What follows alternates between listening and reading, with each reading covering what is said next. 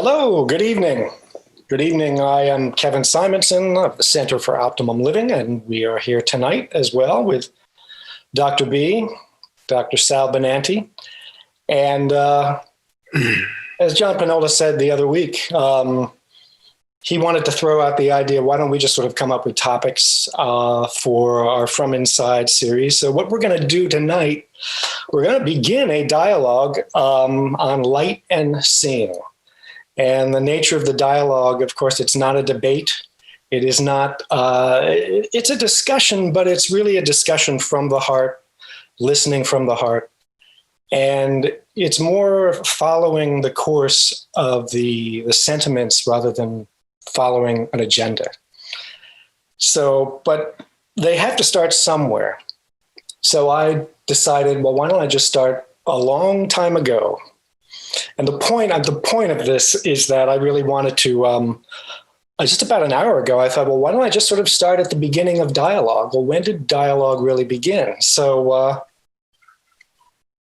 because we're talking about light and seeing, there was a time, basically from the dawn of time, let's see, up to about 540 million years ago. And up until that time, life was floating around in the sea. Things were beginning to move on land, but every now and then, things would kind of float around and then bump into one another, and something would gobble something up and something else would gobble something else up. There's not a lot happening. And all of a sudden, and there's a lot of conjecture as to why, but about 540 million years ago, something called the Cambrian explosion. And three things happened. Life became bigger, and life became harder. A lot of cartilage, bones started to form. And because of that, life started to get more clever. So they needed strategies. Something needed a strategy, because when you have cartilage, you can attach bones. And when you have bones and cartilage, you can move. And it's not really very productive to have legs without knowing where you're going. So all of a sudden, the beginnings of eyes came along, and this is where all the fun began. And as time went on, these creatures became sensitive to the radiation coming from the sun, which then gave rise to light, because light doesn't exist unless anything can see it. And all of a sudden, something was able to say, I want to go over there and eat you. And at the same time, that other thing said, wait a minute. If I can see that, it can see me, and it wants to come and eat me. And that, I decided, was really the beginning of the very first dialogue. The dialogue of coming and going, the dialogue of interaction, the dialogue of making it really impossible to survive unless we are all together. Often at the center, we say that like alone, I must become myself, but I cannot become myself alone. And so we can quickly move from 540 million years ago up to the present. And there's Dr. Benanti right there, sort of waiting to continue this introduction. So you just heard a brief introduction to life history. And for those of you who are as interested and as enamored with science as Kevin is, that you're going to have a real treat tonight, because there's going to be, I'm sure, as within all our conversations, some really interesting things you may have learned and forgotten, or you didn't know about what brings us to being able to be sitting here today, starting way back when, as Kevin described. And everything has been moving forward. Everything has been evolving. Everything is becoming. We are becoming. And where are we going now? We've evolved to a point where we have some influence on the direction of where we go. And as Kevin said, the beginnings of dialogue, even dialogue has evolved over to where today it's clear that in a true dialogue, people are coming from their hearts, meaning they're coming from that enlightened place of we're all connected. It's very different from debate where I want to win, you're going to lose. I'm right and you're wrong. And we can see even on the streets today that there's a rising up from deep within everyone's heart and soul of we need to sort of pull together. We need to live a more, if you will, enlightened life here. We need to bring more light to bear. And in my mind, thinking about light and seeing, an enlightened person is someone who's carrying more light. They see, just like a floodlight, you see more and more and more and more. And in relation to that, you become more and more and more of a potential within this unfolding story of life. It's impossible. That's the thing. Not only is there a dialogue between you and I right now, a dialogue between all of these pixels and who else might be watching them, but the moment we wake up, the moment we open our eyes, we have a dialogue between ourselves and the world, because to see is to know, and to know is to see. You look. Well, where's the floor? Oh, I know where the floor is now. Right. Therefore, I can have a dialogue with the floor. Right. But jump in here for a second. The interesting thing about the floor, it's like, the floor and the ceiling gives us some sense of containment, if you will. Yes. And there is no microscope that's ever going to see the very bottom of the bottom of the bottom of the bottom, and nor telescope that's going to see us the top of the top of the top, where there really is no ceiling, no floor. Now, as I've often joked, but seriously, how do we wrap our brains around the fact that you throw a stone real hard, it's going to keep going, it's never going to stop. Right. And it's not going to hit a ceiling. And if it did hit a ceiling, what's on the other side of the ceiling? So, it's like life is a mystery. Yes. And within that mystery, we need ways of perceiving, understanding, seeing that within, or let me say, we need ways of organizing what we see. Yes. In a way that we now have a sense of self and life and where we are, an unfolding, hopefully growing story, as we talked about last time. And we're always talking about the continual. Our clients are simply inundated with that notion that we are continually becoming our best selves. You don't hit a point where, okay, now I'm my best self. Because then there's not life, there's not evolution, there's not growth. But to realize that we are here for a purpose, which has been evolving and becoming more clear. And again, look to what goes on the streets now with people rising up and saying things need to become more ordered, organized, cooperative. We need to be taking care of each other better. And more people are doing that in so many different ways. Hence, some might say they're becoming more enlightened. They're out of the box of the ceiling and the floor that's so tight, which is what education does and learning does and growing, where your world expands. Yeah. And now you're not so bothered by that thing, because that thing now in the expanded view is the little thing. Whereas when you were smaller in a box, that was the big thing. Yes, the big thing. The big thing. The big thing. The big thing. Well, we started off. I mean, that was the message that the world told us when we started off. You are small. I am big. You'd better toe the line. Right. I mean, it's very important that we know that we are being seen. I was thinking earlier today, the Muppets, or anything. You can take a sock. Your granddaughter could take a sock, put her hand in it. It's just a sock. But if you take two buttons, or if you take two ping pong balls and you draw a black dot, all of a sudden it becomes alive. It becomes alive because we need to be seen. Right. We need to be seen. But it's not a passive thing, because there are not pretty pictures. It doesn't work this way. There's no pretty pictures hitting the back of the retina. Really, as I wrote in the write-up here, we're only focusing, the illusion is we're only focusing on 1% of the world at any one time. And we also, we're darting all over the place. We're very vigilant. Every time you move your eyes, you're basically effectively blind. So you're probably seeing only like 3/4 of your day. But seeing is not light coming into your eyes. Seeing is culture. Seeing is your history. Seeing is your past failures and successes. No two people will see the same thing. We discussed the other day, no two people are going to see the same thing the same. And that is that gets to perspective. Mm-hmm. And perspective is what everyone seems to be jostling about right now, much as they were way back millions of years ago. We're still jostling around. Trying to put things in order. Yes. Do you see it my way? Try to see it my way, you know? Right. Yeah. Or like, as the essence of dialogue, of course you don't see it my way. Exactly. Because you're not me. Yes. You're there, I'm here. Well, how do you see it then? Yeah, we're both, it's the image of people all around the world can point to the same sun.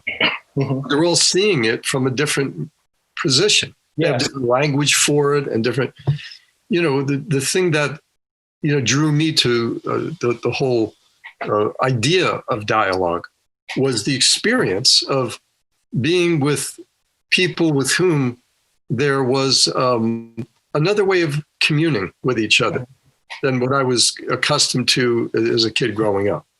There was that element that was periodically there when I was a kid, which was the real sort of, you're just connecting. You're really feeling seen, heard, respected, understood on a deeper level. There wasn't a superficial surface playing with words back and forth. Yes. And when I began to experience that, I guess in my early 20s, it was like, wow, what is this stuff here? These conversations are interesting. Mm-hmm. And beginning to realize, well, what's really of interest to me is not so much even what was said, but that, wow. I mean, Kevin and I have known each other, we and I have known each other for many years, and we've had so many wonderful conversations. And if you were to ask me to write down all the things I remember from conversations that you and I had, I might have a few pages. Mm-hmm. But there's a sense in which, through our dialogues, we have experienced a sense of connectedness, mm-hmm. like yes. Neighbors, like brothers, like family members, like community. And yes. That's the thing so missing today is the sense of true community. And without true community, everything gets a little darker. Yeah. You get a better perspective, and things get better. You see better, you see more clearly. Mm-hmm. And eventually you see, we're all connected. Even that person over there that is so unlikable to me. Even that person over there who is so, in my perspective, doing such harm. I don't hate the person, but I hate the behavior. And I'm going to do everything I can to adjust that behavior and maybe help and save and move and be of influence in that scene. And having experienced that behavior yourself probably many times earlier in your life allows you to come and be of good influence. I mean, what you're talking about is contrast. And if we get back to more the psychophysical side, mm-hmm. Everybody, we can often say like, oh, if it was just a little brighter, just like, let's flood it with light. Well, if you light everything, you light nothing. And if all there was light, it would be like a blank sheet of paper. There would be nothing to see. You cannot see light, but what we do see is contrast. And the more contrast, the better. I mean, so much so that as physiological beings, we've got a lot of hardware in there that, if there's a contrast difference like this, our eyes are going to make it like mm-hmm. that. Mm-hmm. And that's just another example to me, of how we are not observers in this world. I know often we say, be in the world, not of the world. But we are of the world. We are of the fabric of the world.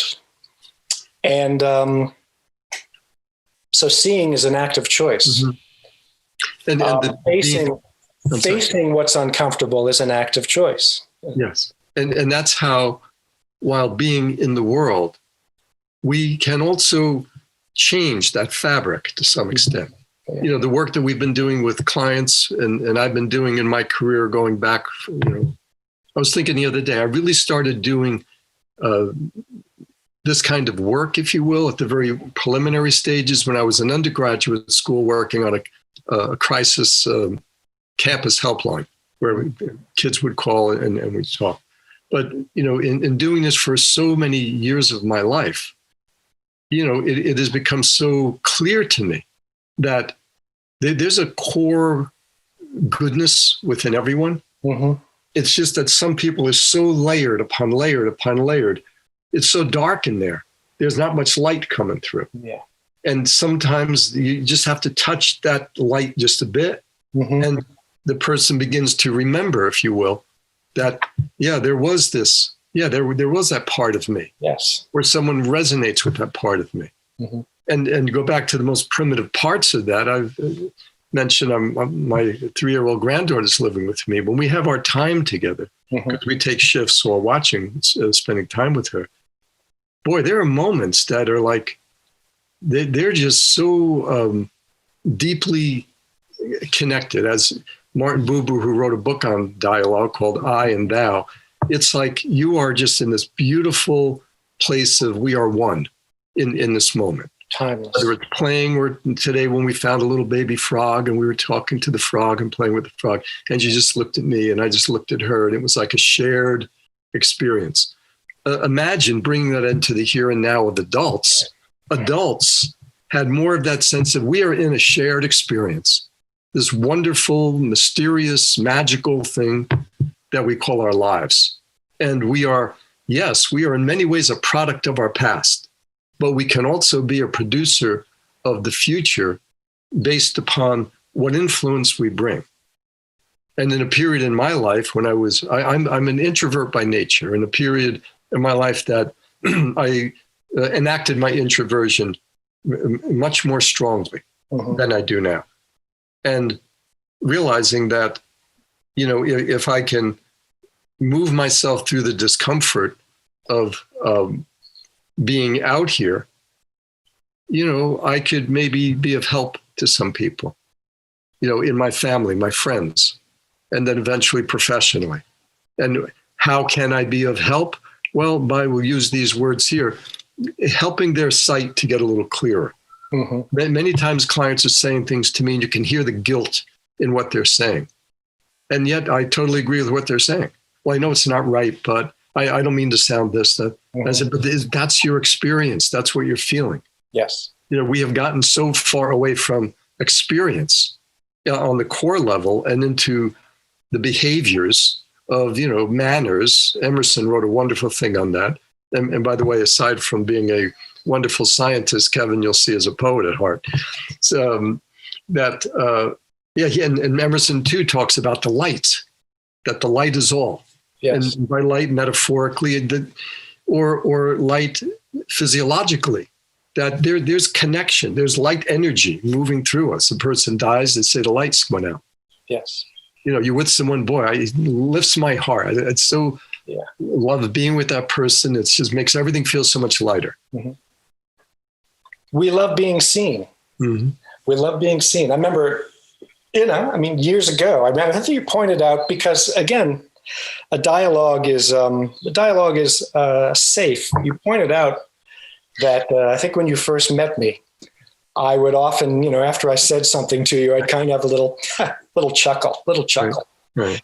And I was thinking about that. And the only way these things become real is if you speak them. Mm-hmm. It's like if you have a difference or something that's grating on you with someone, or something about a relationship that you're carrying, I have found that, as long as it's appropriate and as long as it's kind, bring it to light. And I would add to that. Yeah. And that's what brings things forward. Yes. You bring it to light. That's your part in evolving the world. Now, that sounds grandiose. Involving the world. Well, evolving the world in which you live. Mm-hmm. But the people, places, things that are part of your world.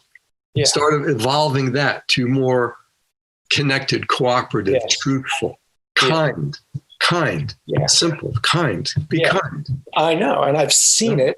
I've seen it so many times when you just push through and when you just speak what you feel is the truth. Every now and then, between a bunch of people, between two people, it will just simply take you to a different level. Right. I'm not saying a higher level, a lower level. It's just a different level. It's There's a better lit level. Yeah. Better lit. That's the old analogy of, why do we climb? Why do we climb to the mountaintop? Right. You can't live up there. So many times I've gone on hikes. I've been up there 20 minutes. Yeah. Okay, gotta go. Right. And as Joseph Campbell said, you go to the top. Yes. And you see, and then you go back down and you bring down what you have seen, what you've learned. Because once you see, right. you cannot unsee. So you go up there, and that song. Who was that beautiful song? The line, "Oh, from a distance." A Bette Midler song, "From a Distance, Everything is One," sort of thing. Oh, written by Julie Gold. Yeah, you go up there. Yeah. Mm-hmm. You come back down. How do you not have more kindness to people? Or people have near-death experiences. Yeah. And then they come back, and all of a sudden it's like, wow. Yeah. We're all in this thing together. When you ask their questions. Yes. Yeah. And they have the ears to hear. Mm-hmm. They're not all boxed in, total product of their past. Mm-hmm. Well, I've been told, this is what I've been taught to believe. Yeah. I've heard that statement. Sometimes it makes me rattle. This is what I've been taught to believe. Yes. Well, how about what your experience shows you? Yes. Right? What experience has shown. But that's an opening. Yeah. I mean, that's I've been asked that question. Who was it? I don't even remember who it was, but they said, I don't care what they believe. What do you believe? Right. It's like my Uncle Bill, my Uncle Bill, who passed away at 96 a number of years ago. And, I don't know what he would do now in this climate, but whenever I was probably 5-6 years old, when Uncle Bill would shake my hand, he would grab my hand and he would hold it just a half a second longer, and he would look in my eyes and he would say, "How you doing, son?" Mm-hmm. And it gives me the chills now, because this guy looked right into my heart. And I knew, even before I knew, I could trust this guy. And I'm sure he did not meditate, and he did not learn about mindfulness and being present.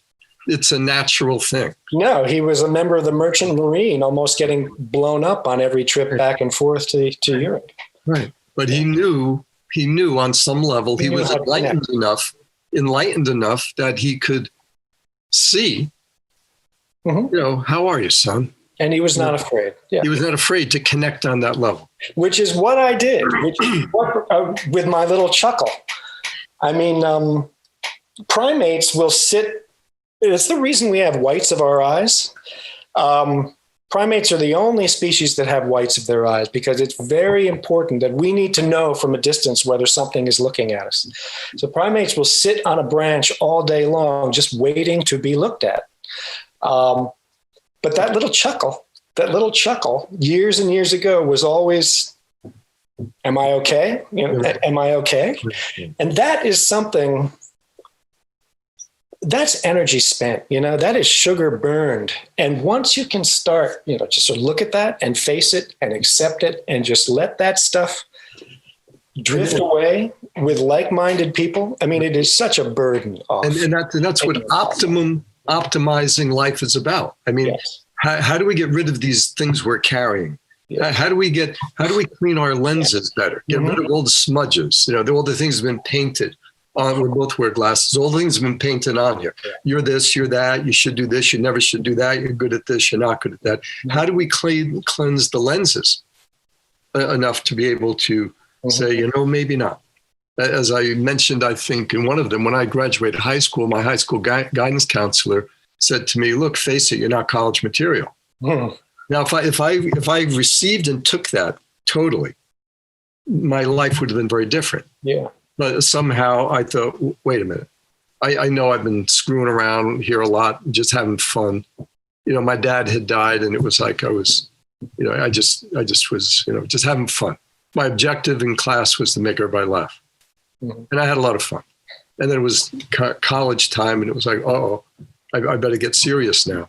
Mm-hmm. So he said to me, looking at my record, and I don't have a grudge against him. Of course he would say that. Look at it. And I was just, I was a decent student, but I was always in the principal's office and so on. Mm-hmm. So it was, hood.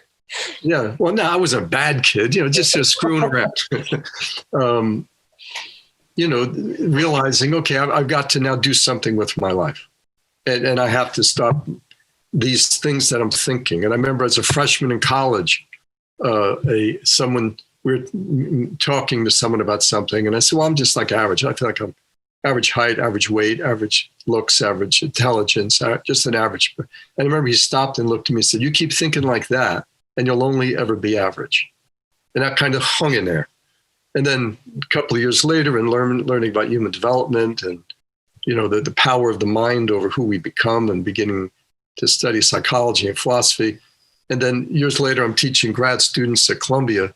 And I think back to the guy who said, you're not college material. So, we can become producers of our future. Yeah. Not in an instant, not in a day. And we have to kind of cut those tethers that keep us bound. And in order to do any of that, you need to see. Yes. You need to see. You need to have a bigger light that shines on your past and your present and your future. Mm-hmm. What they call the bird's eye view, the God's eye view wisdom. Yeah. Being able to see the big picture of life, all the way down to the specifics of the different particles and the way it works with your eye and the layers of your brain and all the rest of it.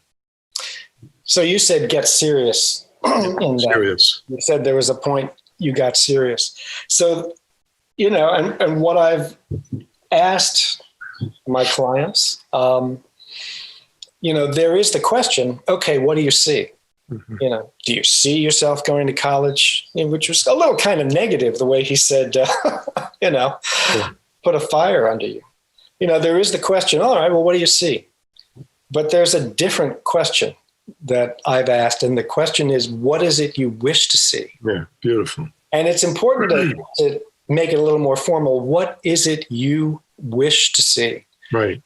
And an example of that, because easier said than done. It's easy to say, what do you see? But really answering the question, what is it you wish to see? That's a starting point. And once you answer it, once you begin, you don't have to answer it completely, but the details just fall into place. Right. An example is my dad. He passed away at 96, but I just remember like 6-7 years earlier, I was on the West Coast. And something came up, one of the first, little hiccups. And I remember I was standing on Gaylor Street. It's not far from where they're having the events out there now. And I got off the phone with him, and I just knew. What I wanted to see for him was caring for him in a way that showed him dignity, the same dignity that he showed me in shepherding me through my life. And I didn't know how I was going to do it. I didn't see how I was going to do it, but I knew how it would be done. Yes. And over 6 years, people helped me. Yeah. And you did a magnificent job. What? You did a magnificent job. Oh, well, thank you very much. Knowing you through that time and seeing what you did and how you evolved through it, it was beautiful. But, beginning with the wish. Yes. The wish. So those of you who are watching, with whom I've worked, in my office on my board, I have that line where it says, I wish, I want, I can, I will, I am. I am, yeah. It begins with I wish. Yes. So, you wish this, say, for your dad. Then there's a part of you really want this. It's stronger than just a wish. Now you're getting engaged. I wish, I want, I can. And probably knowing you, it was like, I don't know exactly how, but I can do this. Same thing with me when my guidance counselor said that to me. I didn't know quite how I could, but I knew I could. And I found the way. I wish, I want, I can, I will. Now here comes that strength. Mm-hmm. I will. Yeah. The next thing you know, I am having my dad die with dignity. Mm-hmm. Next thing I'm going through college and I'm teaching grad students. Right. Mm-hmm. Well, yeah. Yeah. And so now, yeah. My life as it is lived now is far more involved with things I had wished and wanted. The wishes and the wants, they have more come into being. Every single one? Absolutely not. That'd be idealistic to assume that. But as a guiding ideal, filled with the light of our energy and the light of our community, the family, the community, whether it's by blood or neighbors, or it's simply a community you bring together among what might be otherwise called friends. And the seeing, again, the dialogue within, the seeing and the knowing and the seeing, the knowing that, well, I have gotten through difficult times before, and I can see that I will get through them again. And then you begin working with people. Yes. And you see them getting through it in the same way, yes, and coming through it. And I personally, for myself, I became more aware that, wow, this is really how things work. This is really what happens. Yes. This isn't things I've read about in the books. This is happening. It's not something I only have experienced.